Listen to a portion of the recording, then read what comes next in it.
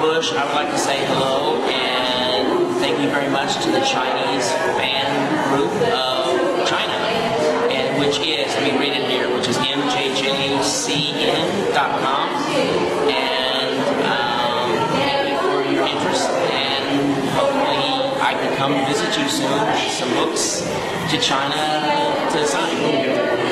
Okay. Michael Bush. Hi. Yeah, I'm a big MJ fan. Great, We've thank all you. been to that exhibition in Stratford. Really? It's really cool. Great, yeah. great. Thank you. So wonderful. Yeah. And we know that all these stuff will go to the auction after the exhibition. Yes. So we want to ask why you decided to sell them at the auction, and why not leave them and wait until a museum will be built for Michael Jackson? Well, I think it was the big thing was when will a museum be built? Yeah. And I can only protect these clothing so long. I've had some of the jackets for 25 years. Mm-hmm. Some of them are starting to fall apart, to just naturally break down. Yeah. I'm dealing with storage fees, mothballs, cedar lined closets, and they need to be in the dark. They need to be protected the right way. So hopefully the people that get a hold of these, like at the Hard Rock, will put them behind glass, where they'll be in the right setting where they are protected, that it can last for generations, versus just in a, like the jacket here, that was in a cardboard box under my bed for 25 years. And if it's not stored properly, it will eventually be lost. So, and then I think too with me, with Michael's music being all over the world, that these clothes were just like shoved into one area. And if you didn't come to my house, you could never see them. And this way, they get to be around the world, all over the world, like Michael's songs are, and Michael's love was, versus them all stifled in one area. And it's, I mean, like we did put some stuff at the museum in Los Angeles, at the Western Heritage Museum. And if you don't get the chance to come to Los Angeles, you don't get to see them. And that's the saddest part, is because even with the, like, where will they put a Michael museum? And if it's in one location, if you don't get to go to that location, you're never going to get to see it, which is sad. And that's why I think it needs to almost be a mobile museum like this that travels around the world, in and out of different countries, different times of the year, so everyone can see it, versus if you don't go to Los Angeles, you don't get to see it. It's sad. Okay, so the next question is, have his family and his estates contact you about this auction or the exhibition? The family? Yeah. No, again, Michael gave me, in process of doing the book, Michael slowly started giving me back stuff. When he say, you need this for the book, you got a photograph for the book, you should take this back, this is yours. And it was just one of those things that, you know, some of the stuff I have are doubles of what he wore. He has one, he gave me the second one. Like on the tour clothes, there was always two of like everything, for fear that if, like Michael said, if I have this jacket and I only have one, and if something happens to it, the next audience deserves to see the same show in the same jacket. So there was always two, or sometimes three. But he always wore all of them. But it was just that fear that there was, especially with the show clothes, there was always more than one. I was thinking something more, like 10 uniforms for each performance or something. 10? 10, I mean maybe more outfits. No. There's always like 2 or 3. Okay, and listen, see, the music's here right now. See? Natural, and then this stuff is here. It's magic. Yeah, definitely. Yeah, I have another personal question. Not personal, but that's okay. How you and Michael work together? Like, did he ask you to make something for him? Like, I want this military style, I want royal style. Well, usually if Michael was recording the album, he was recording "Don't Leave Me Alone," "Don't Bother Me," I'm singing. And then by the time like the tour clothes would start, the album was finished, the music shorts were finished, and he was more like, I want to be a part of it. So we would sit down at a table like this, have a piece of paper, a pencil. He'd sit right here. I would draw. He would erase. He would draw. Then I would erase. And you finally came up with a team effort of what an idea was. But then even though it was on a piece of paper, didn't mean that that's exactly what it was going to be. That was an idea to get to, like this jacket here. It was like probably a 2-month process to get it from start to finish. So it looked like that. So Michael has a lot of input. Oh yeah, a lot, Everyone. Yeah, especially if he was, but if he was recording, like if we were doing like, especially the movie shorts and stuff, he was still involved singing and fixing the music. He'd say just, like for Jam, he said, I want to wear something orange.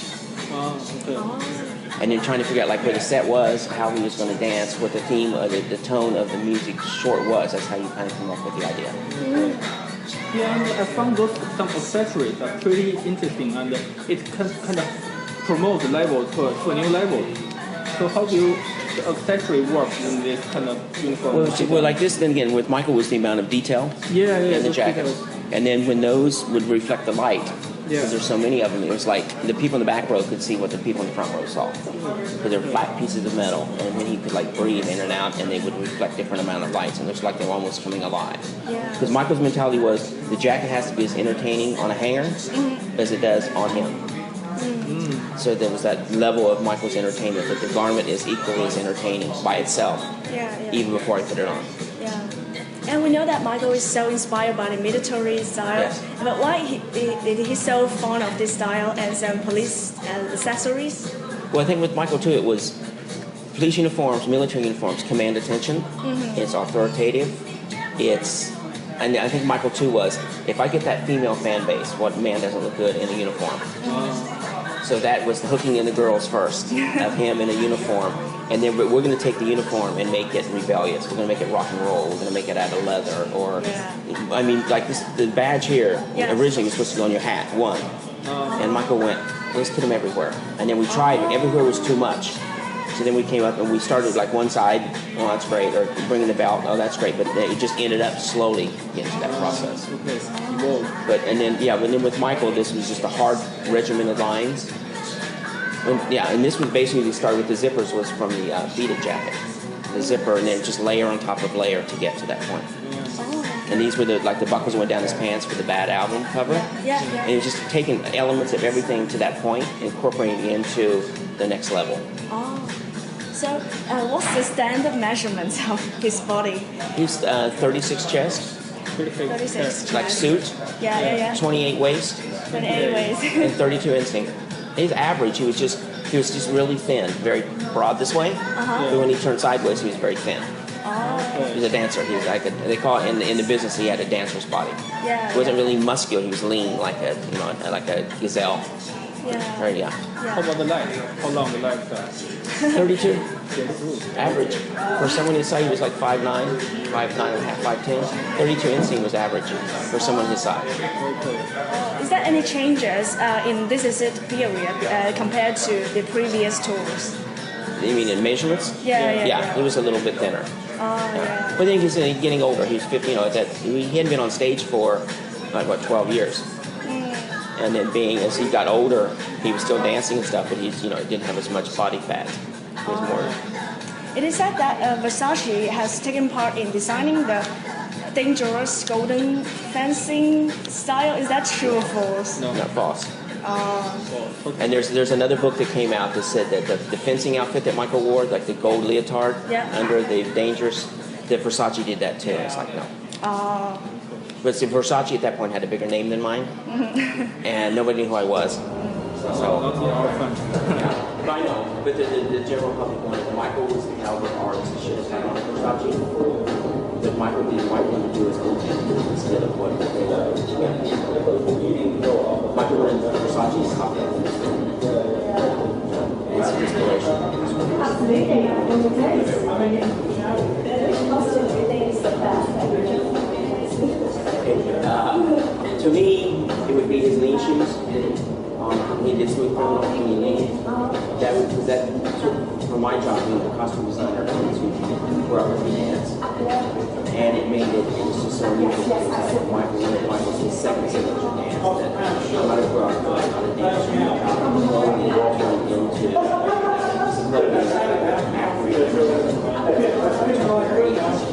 amazing to know how many get how fashion dance.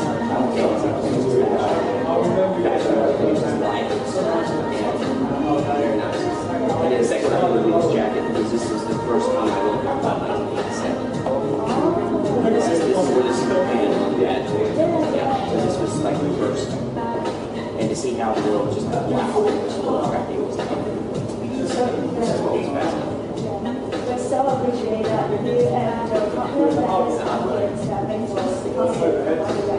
And how do you guys collaborate with this when you're doing It was the same thing with Michael D. Cribs around the table, and we did all that. We were racing, and it was the same thing. Dennis was the one that stayed back in the studio, and I traveled with Michael. That's why we were so lucky, because I traveled with Michael like on a daily basis. I could call him on the phone and tell him that Dennis was going to bring me back to the studio.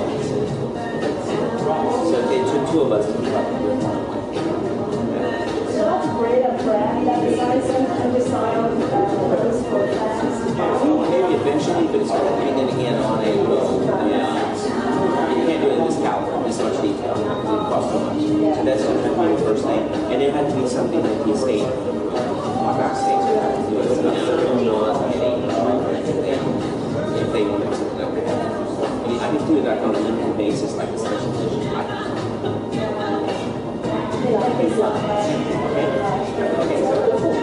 The books are over there, and then you get to buy a book, come over, put your name on the side. You need to turn that on. Are we still recording? It's right around the corner.